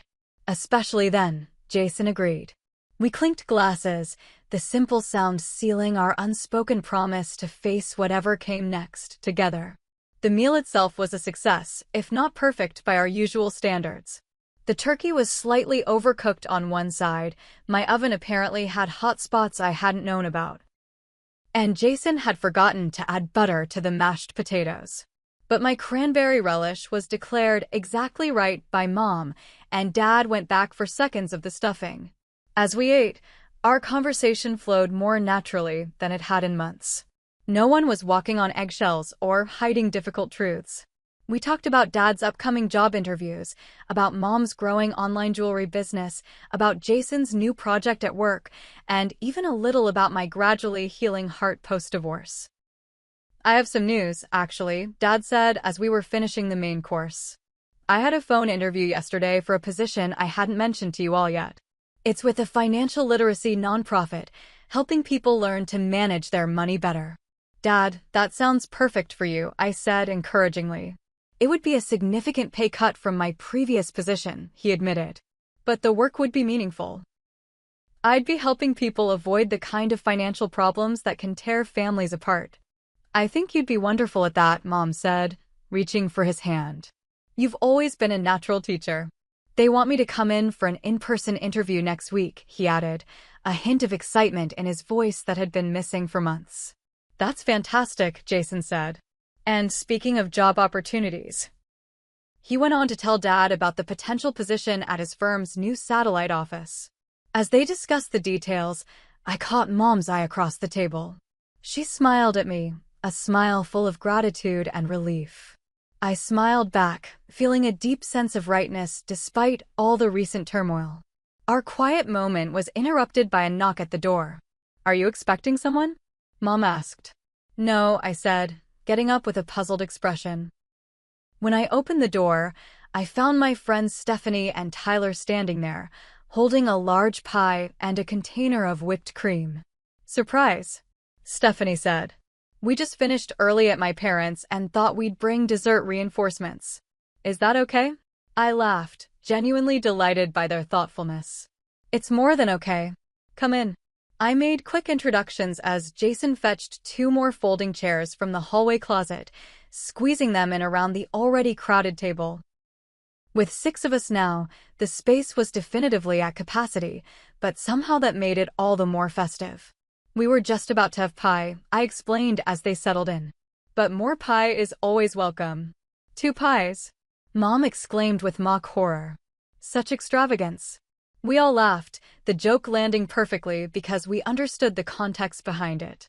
There was no need to explain our family's financial situation to my friends. What mattered was that we could now acknowledge it openly among ourselves, even find humor in it. As we enjoyed both pumpkin pies, mine slightly overcooked, Stephanie's picture perfect, the conversation flowed easily between family and friends. Tyler shared funny stories from his job as a middle school teacher. Stephanie talked about her recent promotion. Jason pulled up photos on his phone of the house he and his girlfriend were thinking of buying. Looking around my small living room, now filled with people and laughter, I was struck by the contrast between this Thanksgiving and what I had initially imagined. I had wanted the comfort of tradition, the security of the familiar. Instead, I had received something more valuable, a deeper, more honest connection with my family, and a reminder that true security comes not from maintaining appearances, but from facing challenges together. As the evening progressed, we moved from the table back to the living area, now rearranged to accommodate everyone. Mom helped me serve coffee while Dad and Jason cleared the dinner dishes. The effortless way we all pitched in highlighted another shift, from rigid roles to fluid teamwork. "This has been wonderful," Mom said quietly as we stood in the kitchen. "Different, but wonderful." "It has," I agreed. "Thank you for letting us do this for you." She touched my cheek gently. "Thank you for not giving up on us when we tried to push you away." Later, as my parents prepared to leave, Dad pulled me into a tight hug. "I am so proud of you," he whispered. "Not just for today, but for how you've handled everything this year. You're stronger than you know, Audrey." Coming from my father, a man of typically restrained emotions, these words held special weight. I hugged him back, wordlessly communicating my own pride in him for facing his challenges with renewed courage. After everyone had left and Jason had retired to the air mattress in my living room, I sat quietly on my bedroom floor, Jasper purring in my lap. The apartment was a disaster of dirty dishes and moved furniture, but cleanup could wait until morning. In the stillness, I reflected on the journey that had brought us to this day. What had begun as a painful rejection, "Skip Thanksgiving, we need space," had transformed into an opportunity for deeper connection and growth. My parents' misguided attempt to protect me had ultimately led to a more honest relationship between us all. And somewhere along the way, in the midst of supporting them through their crisis, I had found healing for my own wounded heart. The pain of my divorce was still there, but it had receded from an all-consuming presence to a dull ache, one thread in the complex tapestry of my life, rather than the dominant pattern. As I prepared for bed, I caught sight of myself in the bathroom mirror. I looked different somehow, more settled in my own skin, more at peace with life's uncertainties. I was still Audrey, still 28, still healing from heartbreak, but I was also stronger, wiser, and more deeply connected to my family than ever before. Some mistakes, it seemed, could lead to unexpected blessings if we were brave enough to face them honestly together. The days following Thanksgiving brought a flurry of positive developments. Dad's interview with the financial literacy nonprofit went exceptionally well, and they offered him a position the following week. As he had anticipated, the salary was substantially lower than his previous corporate role, but the work aligned perfectly with his values and experience. "I'll be designing educational programs for high school students and young adults," he explained when he called to share the news. "Teaching them about budgeting, saving, responsible credit use, all the things I wish someone had taught me when I was starting out." The energy in his voice made it clear this wasn't just a consolation prize after months of rejection. He was genuinely excited about this new chapter, seeing purpose in the unexpected career shift that had initially felt like failure. Meanwhile, Jason and I continued our efforts to support our parents through their transition. I spent a Saturday helping Dad update his professional wardrobe for his new role, finding quality pieces at thrift stores and consignment shops that wouldn't strain their budget. "I never knew shopping could be strategic," Dad commented as we successfully found a designer blazer for a fraction of its original price. "Welcome to how most of us millennials live," I replied with a laugh. "Luxury on a budget." Jason focused on helping them refinance their mortgage to lower their monthly payments, using his connections in real estate to find them the best possible rate. He also set up a spreadsheet to track Mom's growing jewelry business, which had seen a significant uptick in orders after our marketing makeover. "I sold 15 pieces last week," Mom reported proudly during our Sunday family call. "That's more than I used to sell in a month." "The holiday shopping season is just beginning," I reminded her. "We should think about some seasonal pieces and special promotions." What struck me most during these weeks was how naturally we had fallen into a new family dynamic, one where support flowed in all directions rather than just from parents to children. We weren't taking over or infantilizing our parents.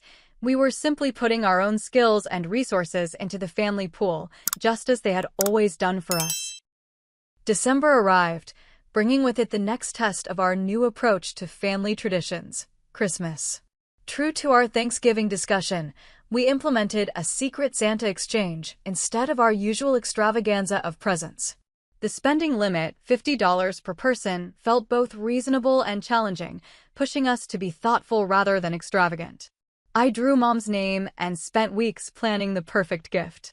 Rather than buying something new, I gathered photos from throughout her life. As a child, on her wedding day, holding me and Jason as babies, recent shots from family gatherings, and created a handmade photo album that told the story of her life. The only out-of-pocket expense was the album itself and printing costs, but the time invested made it far more valuable than any store-bought gift.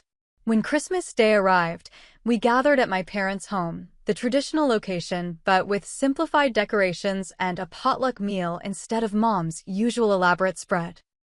The gift exchange revealed how well we had embraced our new reality. Jason had built Dad a custom stand for his fishing rods.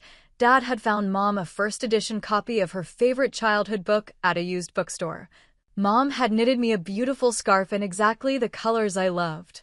"This is the best Christmas we've had in years," Mom declared as we sat together that evening. "Less stuff, more meaning." Dad nodded agreement. I don't think I realized how much pressure I put on myself to make the holidays perfect until we couldn't do it that way anymore. "Sometimes limitations bring clarity," Jason observed. "When you can't do everything, you figure out what really matters." As winter turned to spring, our family continued to adjust to our new normal. Dad thrived in his nonprofit role, finding satisfaction in work that directly helped others. Mom's jewelry business steadily grew, providing a meaningful supplement to their income. They still faced financial challenges and had to make careful budgeting decisions, but the crushing stress and shame that had led them to cancel Thanksgiving had lifted. For my part, I experienced my own evolution. The divorce that had once defined my daily existence gradually became just one chapter in my story rather than the whole book. I started dating again, cautiously, mindfully, and found myself better able to articulate what I wanted in a relationship after experiencing both the failure of my marriage and the renewal of my family bonds. One evening in April, I visited my parents for dinner. As we sat on their back patio, enjoying the first truly warm evening of spring, Dad brought up the previous Thanksgiving. "I've been thinking about how differently that could have gone," he said reflectively. "If you hadn't shown up at our door that day, Audrey."